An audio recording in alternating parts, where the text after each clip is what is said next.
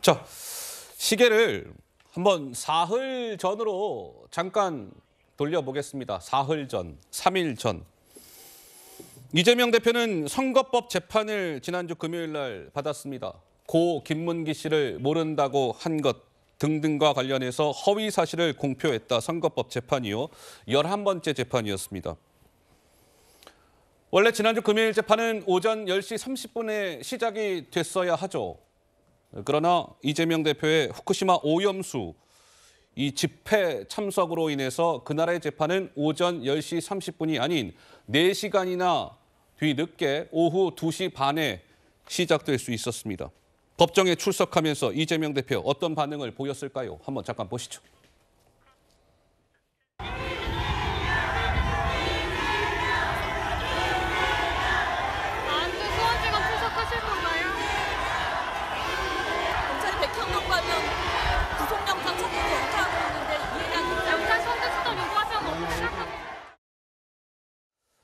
자, 지난주 금요일 재판에서는 이기인이라는 경기도의원이 증인으로 나왔습니다. 이재명 저격수라고 불리는 인물. 이재명 대표가 성남시장을 맡고 있을 때 성남시의원도 했었던 사람입니다. 이재명 대표 측에서는 고 김문기 씨를 모른다고 한 것과 관련해서 이런 주장을 이어갔습니다. 성남시장 산하에 팀장급만 600명이에요. 600명. 그런데 일일이 어찌 다 알 수 있었겠습니까? 이런 취지죠. 이기인 의원은 증인으로 나와서 이렇게 이야기를 했습니다. 김문기 씨는 600명 팀장 가운데 한 명이 아니라 4명의 처장 가운데 한 명이었고 이 김문기 씨는 이재명의 공약이다. 이렇게 불릴 정도였다. 그런데 김문기 씨를 이재명 대표가 모른다고요? 황당무계한 거짓말하지 마세요. 또 있습니다. 지난주 금요일 재판에서 이재명 대표 측에서는 누가 저 아시죠? 라고 할 때가 제일 곤란합니다. 왜냐고요? 이재명 저는요. 안면 인식 장애가 좀 있거든요. 그래서 비난받아요. 이기인 의원은 또 이렇게 얘기했습니다. 김문기 씨는 불특정 다수의 유권자가 아니라 수년 동안 함께 근무한 특정 소수다. 대장동 사업의 핵심 실무 담당이라고 당시 시의회도 알고 있다. 길거리 돌아다니면서 만났던 유권자들과 김문기 씨를 동일시하는 것은 잘못된 겁니다. 라는 취지로 이기인 의원은 주장을 한 것이죠. 양지열 변호사님 보시기에는 어느 쪽 말이 좀 더 설득력이 있다라고 보십니까? 글쎄 이거 뭐 설득력을 얘기한다라고 하기에는 이기인 의원 자체가 아까도 뭐 잠깐 얘기를 하셨지만 이재명 이제 대표의 뭐 지금 저격수라고까지 불릴 정도로 정치적으로 완전히 반대의 입장에 있는 분이지 않습니까? 그런 입장에서 한 얘기이기 때문에 어느 쪽이 옳다 그렇다 이걸 다고 얘기한다는 것 자체가 조금 좀 적절치 않아 보이고요. 뭐 저는 이 자리에서 계속해서 말씀을 드렸지만 이게 알았느냐 모르느냐를 물어볼 때 앞부분이 왜 자꾸 빠지는지 모르겠어요. 그때 당시에 예. 그때 진행자의 질문이 사적으로 알았냐 거죠. 사적으로. 개인적으로 알았냐. 예. 그러니까 그 질문 자체가 어찌 보면은 뭐 이렇게 공식적인 일과 관련해서 알았느냐 몰랐느냐의 문제가 아니라 개인적으로 알았을 정도의 가까운 관계였냐라는 질문이었고 두 번째 그 질문을 한 이유가 대장동 사업 추진 과정에서 이재명 당시에 그 성남시장이 일일이 다 관여를 해가면서 챙겼느냐와 관련된 질문이었던 거죠. 예. 근데 여기에 대해서는 사실 지난해 영장을 청구하면서 검찰에서도 이재명 대표가 받고 있는 혐의가 민간업자들에게 맡기느라고 본인이 오히려 시장으로서 업무를 소홀히 했다는 거거든요. 그러니까 그런 부분까지 다 연결 지어야 되고 예. 지금까지도 계속해서 증인 신문들만 수십 명이 나오고 있는데 지금 사적으로 알았느냐 몰랐느냐를 따지는 데 있어서 그럼 사적인 어떤 객관적인 정황 증거 같은 것도 하나도 없는 걸까요? 예. 그러니까 호주에 출장에서 나왔던 얘기는 또 나온 게 없잖아요. 허허. 계속 그런 게 공전되고 있는 겁니다. 지금 입장들이. 알겠습니다. 참고로 이재명 대표가 안면 인식 장애라고 주장했던 것은 지난 금요일 재판이 아니고 그 전 재판에서 이야기한 것이고 그에 대해서 이기인 의원이 지난주 금요일 재판에서 수년 동안 함께 근무한 특정 소수예요. 김문기 씨는. 근데 무슨 안면 인식 장애입니까?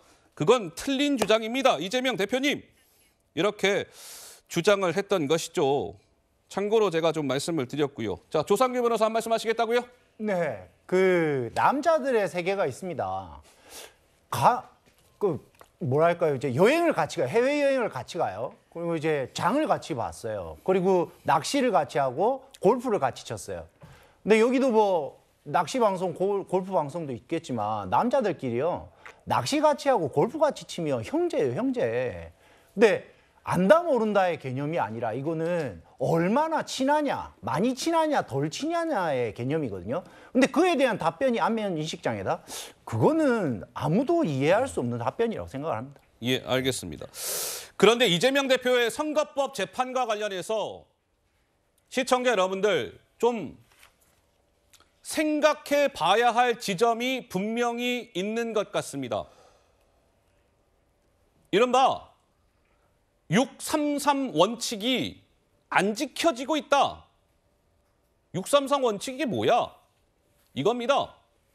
선거법 재판은요, 신속하게 빨리 결론을 내려야 된다, 재판부가. 1심은 공소가 제기된 날로부터 6개월 이내에 땅땅땅 1심 선고가 나와야 되고 2심, 3심은 전심 판결 선고일부터 3개월 이내에 각각 나와야 한다. 이거는 권고 규정이 아니에요. 반드시 이렇게 해야 된다라고 명시되어 있는 법 규정에 이렇게 돼 있습니다. 그런데 지금 이재명 대표의 선거법 재판의 현재 상황은 어떠할까요? 이러합니다. 2022년 9월 8일 날 기소가 됐어요. 그럼 그로부터 6개월 이내에 1심이 나와야 된다라고 법 규정에 되어 있다고 말씀드렸죠? 그러면 올해 3월 7일에 1심이 나왔어야 되는 거예요. 근데 지금 뭐 1심은커녕 뭐 안 나오고 있어요. 그러니까 6월 중에는 원래 2심이 나왔어야 되는 거고 9월 중에 3심 선고가 다 마무리가 되어야 합니다. 원래 법 규정대로라면 지금 8월 말이잖아요. 다음 달 중에 이게 다 끝났어야 되는 거예요. 근데 이게 지금 633 원칙이 안 지켜지고 있다 이거죠. 장채관 말씀하시겠다고요? 네, 이 부분은 재판부에서 좀 대우각성을 할 필요가 있습니다. 이 633 원칙이 만약 지켜졌다면 다음 달이면 이재명 대표 공직선거법 재판 대법원 확정 판결 나오는 시간이에요. 그래야만 총선 이전에 이재명 대표가 진짜 문제가 있는지 없는지 또는 피선거권을 유지할 수 있는지 등에 대해서 우리 국민들이 알 수 있는데 이걸 시간을 질질 끌어버리니까요. 서로 1심에서 벌금 100만 원 이상이 나와서 1심 판결 기준으로 피선거권과 의원직이 박탈되어도 2심과 대법원까지 또 시간이 남으니까 이건 확정 판결 아니다라면서 이재명 대표가 버틸 수 있는 시간을 이 법원이 만들어주는 것이나 다름이 없거든요. 근데 공직선거법에서의 이 633 원칙이 안 지켜지는 것도 문제지만 저희 국민의힘이 봤을 때는요. 지난 정부 내내 문재인 정부와 민주당 관련자들의 재판은 세워라 내워라였습니다. 조국 전 장관 재판 1심 나오는데 얼마가 걸렸습니까? 이름도 기억합니다. 김민희 부장판사 이 재판을 몇 년을 질질 끌다가 결국 본인이 못 받고 다른 판사에게 넘겨줘 버렸어요. 최강욱 의원 2심에서 실형 나왔잖아요. 집행유예. 의원직 박탈이 돼야 되는데 대법원에서 이거 시간 질질 끌고 있습니다. 그에 반해서 국민의힘의 국회의원이나 뭐 김태우 전 강서구청장 같은 경우는 번갯불에 콩 구워 먹듯 이 원칙을 잘 지켜가면서 정광석화로 대법원 확정 판결이 나오고 있습니다. 정치적 공정성과 중립성 관점에서도 저희가 바라봤을 때는 여당의 보수 인사에 대해서는 판결이 빨리 나오고 민주당이나 진보 성향의 인사에 대해서는 1심부터 시간이 질질 끌리는 경향이 너무나 짙다. 이 부분에 대해서 재판부가 정치적이라는 오해를 받기 싫다면 적어도 이재명 대표의 공직선거법 재판이라도 빨리 좀 결과를 냈으면 하는 바람입니다. 알겠습니다. 근데 법 규정에 633 저렇게 명시가 되어 있는데 왜 안 지켜지는 거야? 궁금하시죠? 법 규정엔 저렇게 되어 있는데 예를 들면 판사가 저걸 지키지 않아도 그 판사는 징계 같은 거를 받지 않는데요. 징계 규정은 따로 없는 거죠. 법에는 633 지키라고 되어 있는데 막 이러다 보니 이게 제대로 안 지켜지고 있는 것 아니냐 이런 지적이 나옵니다. 좀 어떻게 뭐 제도적으로 손을 좀 봐야 되지 않을까 싶고요.